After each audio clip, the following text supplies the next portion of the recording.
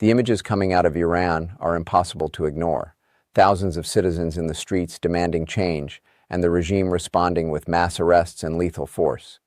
When people take to the streets in protest, it is a signal that the state has failed to address grievances, whether economic, political, or social. Yet, instead of addressing the root causes, the Iranian government has escalated repression, and the rising death toll underscores the brutality of this response.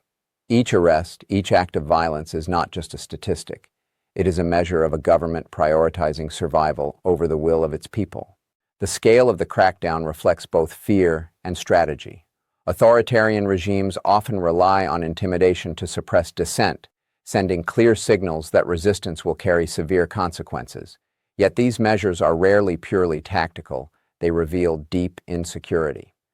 A government willing to deploy lethal force against its own citizens is signaling the fragility of its authority and the extent to which it views public expression as a threat. In Iran, the combination of mass arrests, lethal retaliation, and media control illustrates a system attempting to maintain power through coercion rather than consent. At the same time, these actions have consequences beyond immediate repression. Widespread arrests and violent suppression often strengthen solidarity among protesters, deepen international scrutiny, and invite condemnation from human rights organizations and foreign governments. Social unrest is not easily extinguished through force alone, particularly when grievances are systemic, encompassing economic hardship, political exclusion, and generational frustration.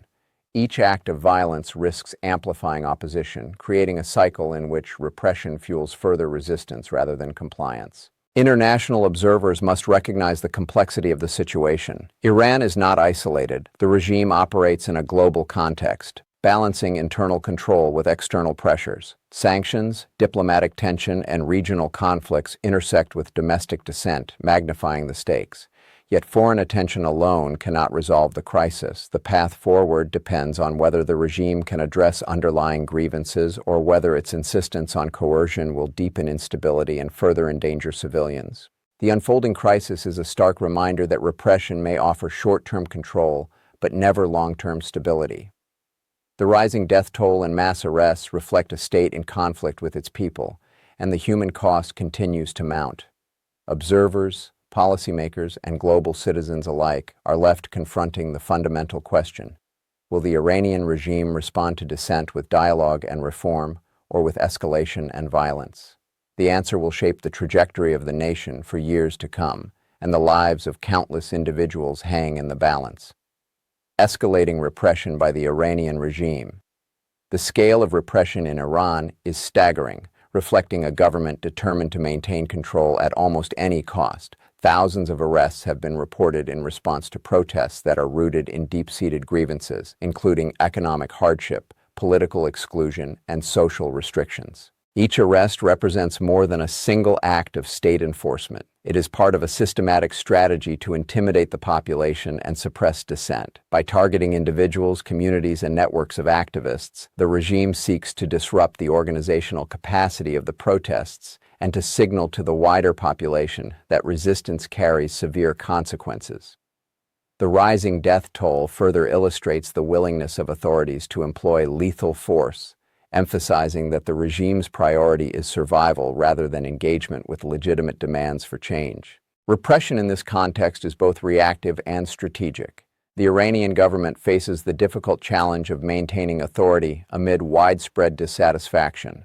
Authoritarian states often perceive visible dissent as an existential threat, interpreting public gatherings and organized protests as potential catalysts for regime collapse. The arrests are designed to break momentum, deter participation, and fragment social networks that sustain protest movements. At the same time, the scope and intensity of these measures reveal a degree of fear within the government apparatus. When a state resorts to large-scale detentions and violence against civilians, it signals that leadership doubts its own legitimacy and relies on coercion to compensate for diminished consent from the population. The human impact of these measures is immediate and profound.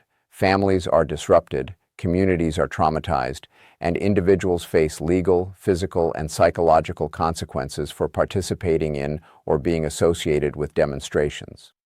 Beyond the direct effects on protesters, the broader population witnesses these actions and experiences heightened fear and uncertainty.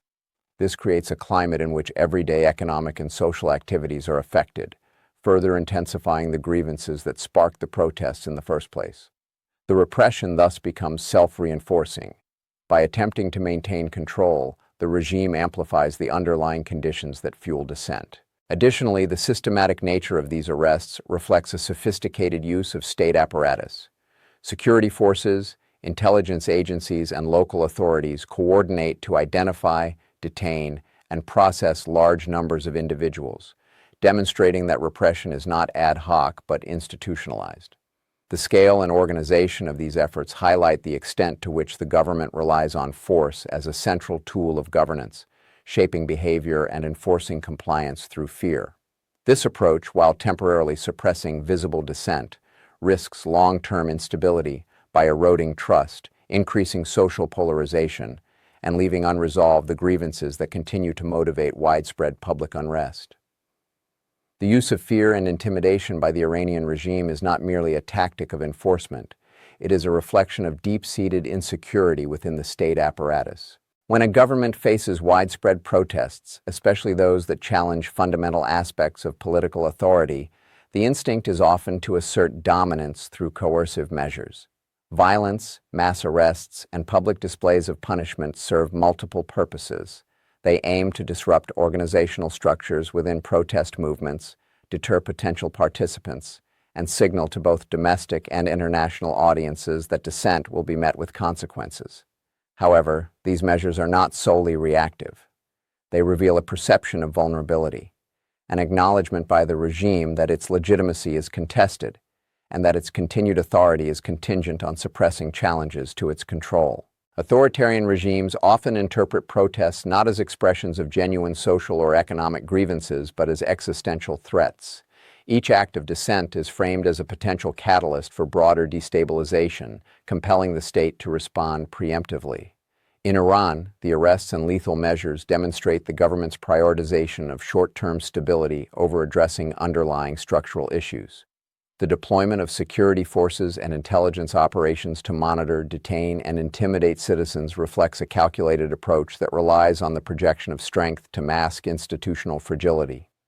By asserting control through coercion, the regime attempts to create the impression of unassailable authority, even as its legitimacy is increasingly questioned by large segments of the population. The psychological dimension of this repression is significant. Fear operates as a mechanism of social control, influencing not only those directly targeted, but also the wider population observing these actions. The threat of arrest, harassment, or violence can suppress participation in protests and limit the formation of opposition networks. Yet the reliance on fear indicates a fundamental vulnerability. A government confident in its legitimacy rarely needs to resort to systematic intimidation on such a scale. The intensity and scope of coercive measures, therefore, reveal an underlying fragility masked by displays of power. Furthermore, the regime's approach carries inherent risks. While intimidation may temporarily suppress visible dissent, it can also deepen societal grievances, foster resentment, and galvanize opposition in ways that are less immediately visible but more enduring. When fear replaces consent as the primary tool of governance, legitimacy is eroded, social cohesion diminishes, and the potential for instability increases. The use of coercion, while effective in the short term, signals a state that governs through anxiety rather than authority, revealing the tension between its desire for control and the dynamic between repression and resistance is complex, and history demonstrates that the use of force against citizens often produces effects that are counterproductive to the state's objectives. In Iran, the regime's heavy-handed approach, characterized by mass arrests, surveillance, and lethal force, is designed to deter protest and fracture opposition networks. Yet such measures rarely eliminate dissent entirely. Instead, they often catalyze solidarity among protesters and heighten the visibility of their cause. When people witness the state employing violence against unarmed civilians, a moral and psychological reaction emerges that reinforces collective identity and strengthens the resolve of those involved. Far from quelling unrest, repression can amplify the very movements it seeks to suppress. This amplification occurs because coercive actions create shared experiences of injustice. Communities affected by arrests or violence develop networks of support, communication, and mutual protection that allow the movement to persist even under threat. Individuals who might have been hesitant to participate may be drawn into activism by the perception that the state's response is disproportionate or illegitimate. The violent suppression of protests often becomes a rallying point, creating a cycle in which resistance is not extinguished but intensified. In this sense, repression functions paradoxically, demonstrating power while simultaneously exposing vulnerability. International scrutiny compounds this effect. Reports of arrests, injuries, and fatalities attract attention from global media, human rights organizations, and foreign governments, putting additional pressure on the regime. The visibility of state violence legitimizes the grievances of protesters and provides external actors with reasons to criticize or sanction the government, further isolating it diplomatically. While the regime may seek to control internal narratives through propaganda or internet restrictions, globalized communication ensures that acts of repression are difficult to contain, lending additional moral and political weight to domestic opposition. At the societal level, prolonged repression can alter public perception of the state, undermining trust in institutions and the social contract. Citizens may interpret coercive policies as evidence that the government prioritizes self-preservation over the welfare of its population, deepening resentment and alienation. This erosion of legitimacy can have long-term destabilizing effects as the perception of injustice becomes embedded in collective memory and social networks. As a result, repression becomes both a short-term strategy to maintain control and a long-term factor contributing to persistent unrest. The Iranian experience illustrates that violent suppression does not simply eliminate protest, it transforms it. By attempting to intimidate and fragment opposition, the state inadvertently strengthens the social, moral, and organizational foundations of resistance, creating a feedback loop in which repression and protest feed into one another. Far from providing stability, coercion can intensify mobilization, amplify grievances, and invite broader scrutiny, highlighting the limits and risks of governing through force alone. The protests in Iran cannot be understood solely as a domestic phenomenon. They exist within a complex interplay of internal pressures and external dynamics that shape both the government's response and the potential for resolution. Domestically, widespread grievances, economic instability, political exclusion, and social restrictions fuel dissent, while externally, sanctions, regional conflicts, and diplomatic tensions add layers of complexity that influence the regime's calculations. These intersecting pressures create a high-stakes environment in which the government must navigate both the immediate threat of internal unrest and the longer-term consequences of international scrutiny and isolation. The confluence of internal and external dynamics magnifies the challenge of addressing dissent without exacerbating instability. International pressures often influence how authoritarian regimes respond to domestic protests. Sanctions, trade restrictions, and diplomatic condemnation are designed to apply leverage, but they can also reinforce the regime's narrative that domestic dissent is part of a broader external threat. This framing allows the government to justify coercion and consolidate support among factions invested in national security and ideological preservation. In Iran, these dynamics are particularly pronounced. Regional tensions, historical suspicion of foreign intervention, and the presence of international sanctions create an environment in which domestic unrest is immediately interpreted through the lens of security and sovereignty. The regime's decisions are therefore shaped not only by the protests themselves, but also by the perceived need to project strength externally. The interconnection between domestic unrest and external pressures also affects strategic calculations for protest movements. Activists must contend not only with state repression, but also with the geopolitical implications of their actions. International attention can provide moral support, resources, and visibility, but it can also be exploited by the regime to delegitimize dissent as foreign-influenced or externally orchestrated. Protest movements are thus forced to operate within a delicate balance, navigating both the risks of immediate state retaliation and the long-term implications of international involvement. The complexity of this environment makes outcomes unpredictable and heightens the stakes for all actors involved. Furthermore, these intersecting pressures influence policy options and crisis management. Governments under simultaneous internal and external strain face constrained choices. Excessive repression risks intensifying unrest and attracting global condemnation, while concessions may be interpreted as weakness both domestically and internationally. The interplay between internal grievances and external constraints highlights the structural vulnerabilities of the regime and illustrates why purely coercive responses are often insufficient to restore stability.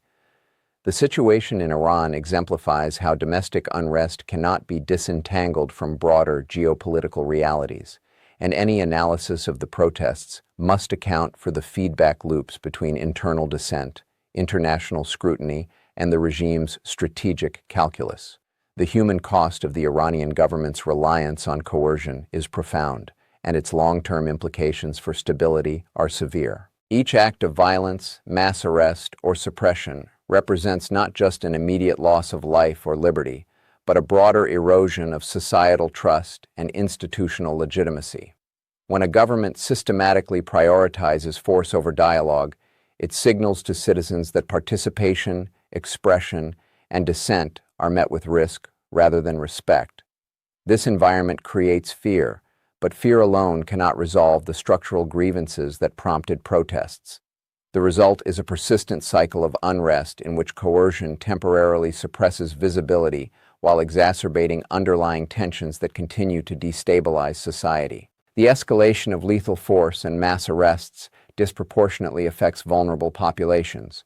Individuals who are already economically or socially marginalized often bear the heaviest burden, as they lack access to resources, legal support, or protective networks that might mitigate the consequences of state action. Families are disrupted, communities traumatized, and social cohesion weakened. Over time, these patterns contribute to intergenerational fear and resentment, embedding the consequences of repression in ways that extend far beyond the immediate context of the protests. The human toll is thus both direct and systemic, influencing social structures, economic behavior, and political engagement for years to come. Reliance on coercion also undermines institutional integrity. When security forces, intelligence agencies, and judicial systems are deployed primarily as instruments of fear, the legitimacy of these institutions diminishes. Citizens perceive them not as mechanisms for protection or justice, but as tools of state control. This erosion of trust can create long-term instability, as the foundational social contract between government and society is weakened. A population governed primarily through coercion is less likely to cooperate voluntarily with public initiatives, comply with regulations, or support institutional reforms, leaving the state increasingly reliant on force as its principal tool of governance. The broader societal consequences extend beyond immediate repression. Widespread fear and violence generate polarization, reduce avenues for constructive dialogue, and diminish the prospects for reconciliation or reform. Communities become fragmented, social networks strained, and collective action increasingly risky. International scrutiny may bring attention and pressure, but it cannot replace the internal legitimacy that arises from consent and institutional credibility. The persistent human and societal costs of coercive governance create a structural vulnerability in which stability is fragile and unrest remains a latent but persistent threat. Ultimately, the Iranian experience illustrates that coercion may achieve short-term compliance, but it cannot substitute for legitimacy, dialogue, or systemic reform. When human rights, trust, and institutional integrity are compromised, the resulting instability becomes a self-reinforcing cycle. Each act of repression deepens societal grievances, magnifies the risk of renewed conflict, and undermines the foundations of long-term stability, demonstrating the unsustainability of governance driven by fear rather than consent.